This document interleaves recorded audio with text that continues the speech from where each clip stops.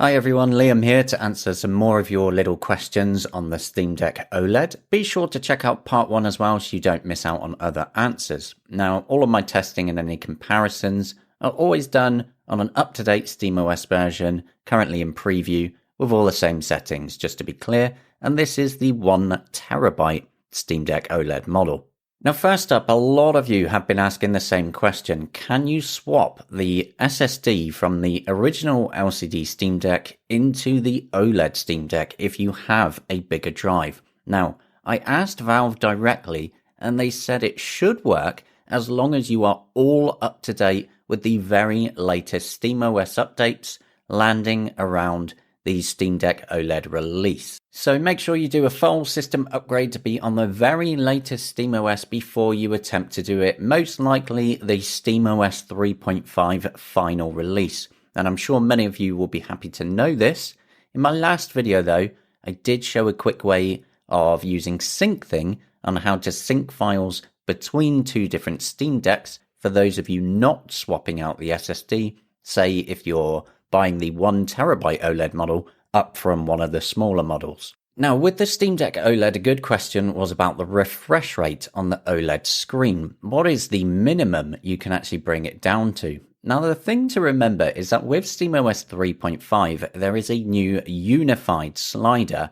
With that, you can bring down everything step by step to 10 FPS at 90 Hz, and it goes together.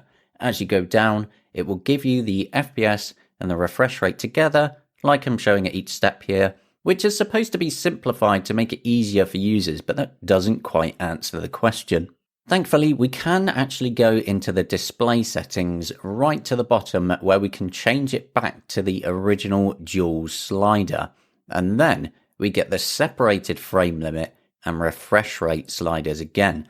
And the minimum that we can see there is 45 Hz on the OLED, while the LCD model goes down to 40 Hz. So hopefully that answers the question. Speaking of the new screen, one thing I really wanted to show here for this Q&A video is the HDR support with the built-in visualizations that you can do. Just a note though, you may see quick black screens flashing in this bit as I'm doing the game at 60 Hz 60 FPS to match the camera, but the actual Steam Deck UI uses different settings, so momentary blips with black screens is when it swaps between the refresh rates. So my testing here with Ori and the Will-o'-the-Wisps, which is a beautiful game by the way, some absolutely magical design went into this. But anyway, we can go into the display settings, and when you scroll down, you can find the HDR Visualizations drop down, where you can pick between Waveform Color Gamut, Heat Map Extended, and Heat Map Classic, which I'm giving just a little demo on each of them here. And it's really cool because this is a game with HDR support, which I have turned on in the game settings. And thanks to these visualizations, we can see exactly where it's being detected. It's just such a cool addition and makes testing the HDR screen pretty fun. So you know when it's working correctly. And I just thought you would like to see because it's really cool. Now, I do really love this because it's such a ridiculously nerdy thing to have on the device. It's something that you wouldn't normally just have there on consumer devices. And no doubt you're going to find that fun to mess around with just like I have. Now with the Steam Deck OLED, we also have a slightly adjusted charger. Valve actually put a logo on it this time, and they did extend the wire length from 1.5mm to 2.5mm. But it is not a removable cable, which a few of you have been asking. If they changed that, they didn't. It's still firmly attached. It's not really a big problem though, because decent USB-C chargers are super easy to find now if you want one with a detachable cable. They're basically everywhere now, and they're pretty cheap as well.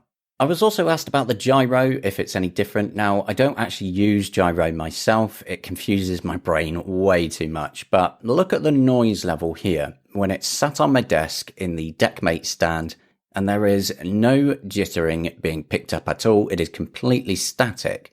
Then just picking it up and moving it around a bit just so that you can see how it does react to my movement. Hopefully that gives you a really basic idea that, yeah, the gyro on the OLED model seems really good, it works fine. But what's interesting is my LCD review model does show some jitter. As you can see, when it's just sat still, same place, same stand, And my much newer, personally purchased LCD model also has that same jitter that the OLED does not when totally still, which is quite interesting.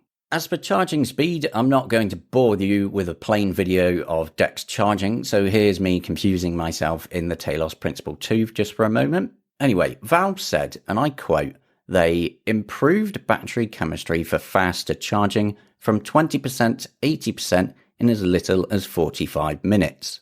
So of course I had to put charging times to the test, bringing both a Steam Deck OLED and a Steam Deck LCD down to a 10% charge when you get the warning sign, and then leaving them plugged in while idle at 50% screen brightness with the dimming turned off. I saw that the 512GB LCD up to 90% took 2 hours and 11 minutes, but the 1TB OLED up to 90% only took an hour and 28 minutes. So it's a good roundabout 43 minutes faster to charge, even when the system is on but idle. But most people, of course, will charge while the unit itself is asleep though, so naturally I tested that as well. Running the Steam Deck down until it gave the warning sign again, up to a full complete charge, that took the 512GB LCD, the older one, 2 hours 31 minutes. But the 1TB OLED only took 1 hour 33 minutes, so nearly a full hour faster to charge in sleep mode to a full charge. So yep, the OLED really will charge faster despite the bigger battery thanks to their improvements. This is great news for people in a rush or for people who keep leaving it on sleep and forgetting to charge, because that is a surprisingly quick charging cycle, and I'm really happy with those results. Valve clearly did a good job on the new battery for the Steam Deck OLED. Actually, in game time though, how is the battery life there? Well, testing with 50% brightness, 50% volume, I picked Cyberpunk and Dirt Rally that you're seeing initially here. The OLED is on the right, the older LCD on the left. For Dirt Rally, this was medium settings at 60 FPS with the benchmark looping over and over infinitely, which is a really useful feature to have in a game for this. And clearly we're getting around 2 hours longer in Dirt Rally with the Steam Deck OLED, which is really quite impressive. As you'll see on the HUD on each of them, the OLED is using less power, and since it has a bigger battery as well, that is quite a nice gaming time win there.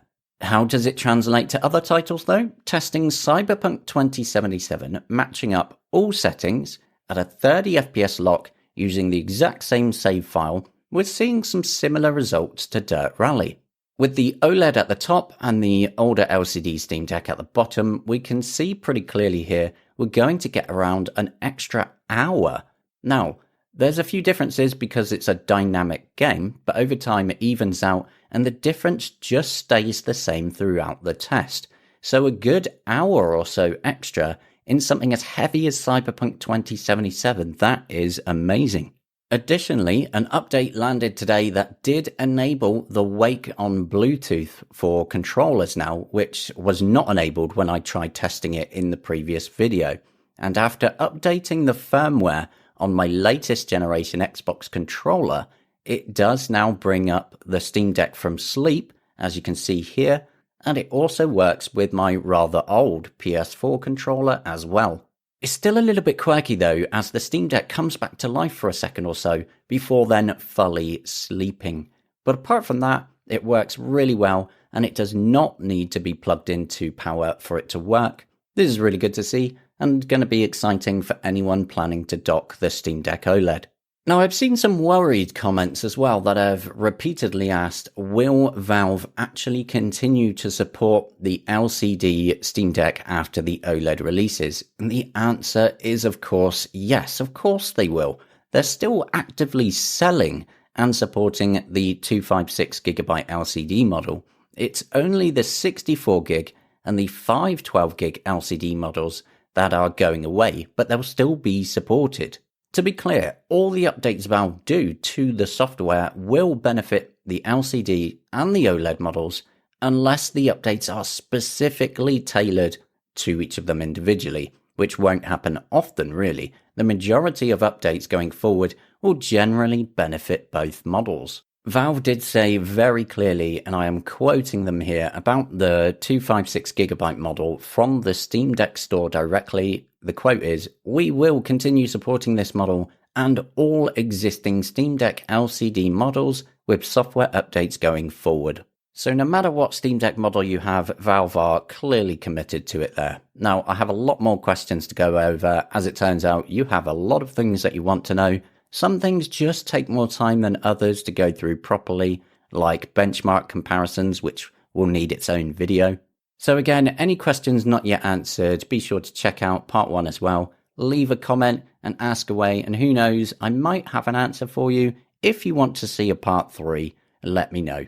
That's it for now, and I'll see you later.